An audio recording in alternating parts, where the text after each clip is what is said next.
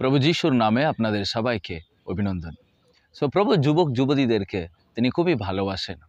তো বাইবেলে একটা স্টোরি আছে। একটা যুবক যিশুর কাছে এসেছিল এবং যিশুকে বলল, প্রভু আমি স্বর্গে যেতে চাই, তো আমি কিভাবে যেতে পারি? তো যিশু তাকে বলেছিলেন, তুমি তোমার বাবা মাকে সম্মান করো, তুমি চুরি করো না, তুমি ব্যভিচার পাপ করো না, এবং তুমি সবাইকে ভালোবাসবে এবং ঈশ্বরের সব আদেশ তুমি পালন করবে। সে যুবক যিশুকে বলল, হ্যাঁ প্রভু, আমি ছোট্টবেলা থেকে এ সব কিছু আমি পালন করে আসছি। আমি ঈশ্বরের সব নিয়ম, ঈশ্বরের সব আদেশকে আমি প্রত্যেকটা জিনিসটাকে আমি ছোট্ট বয়স থেকে আমি পালন করে আসছি। তো সবাই যতজন ওদিকে আশপাশে ছিল সবাই ভাবলো, বা খুব ভালো ছেলে, ঈশ্বরকে কতটা ভালোবাসে। তো যিশু কিন্তু অন্তর জানেন, তিনি অন্তর দেখেন। তো যিশু তাকে বললেন, তোমার একটা জিনিস অভাব আছে, তুমি যাও, তোমার সমস্ত ধন সম্পত্তি তুমি বিক্রি করে গরিবদেরকে বিলিয়ে দাও এবং তুমি আমাকে অনুসরণ করো। আর এই স্টোরিটা মাতি পুস্তক অধ্যায় 19 আমরা দেখতে পারি, সেখানে 16 থেকে। আর এই ছেলেটা এই কথাটা শুনে আর মন খুব ভেঙে গিয়ে এবং ও যিশুর কাছে থেকে চলে গেছে। তো যিশু বললেন, একটা ধনী ব্যক্তি স্বর্গরাজ্যে প্রবেশ করার অত সহজ নয়। সো যিশু তাকে বলেছিলেন, তো তোমার লাইফে একটা জিনিস অভাব, সেটাকে তুমি সরাও, সেটা তুমি সরালে তোমার লাইফে সবই পাবে। কিন্তু সে করতে পারলো না। তো সবাই জিজ্ঞাসা করলো, যিশু তাহলে কি ধনী মানুষ ঈশ্বরের কাছে যেতে পারবে না?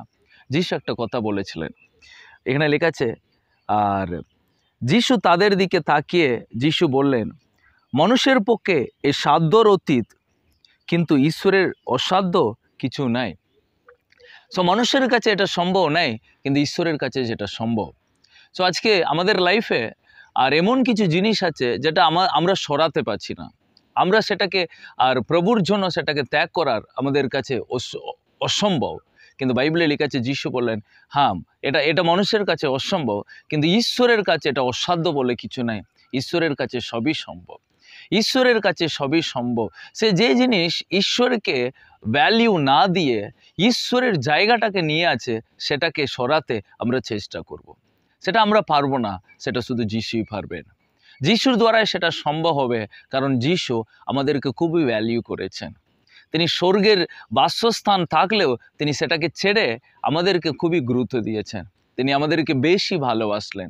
একটা ঈশ্বর, তিনি আমাদেরকে ভালোবাসার জন্য তিনি সব কিছু ত্যাগ করেছেন।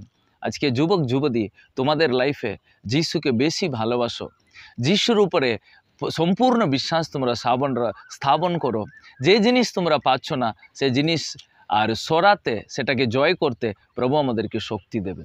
নির্ভর করব প্রভুর উপরে ডিপেন্ড করব, তিনি আমাদেরকে সাহায্য করবে। তো তাই আজকে যে জিনিস তোমাদেরকে প্রভুর উপরে নির্ভর করতে দিচ্ছে না, প্রভুকে বলো, প্রভু এই জন্য আমি তোমাকে ভালোবাসতে পারছি না, এই জন্য আমি তোমার উপরে নির্ভর করতে পারছি না, তুমি সাহায্য করো।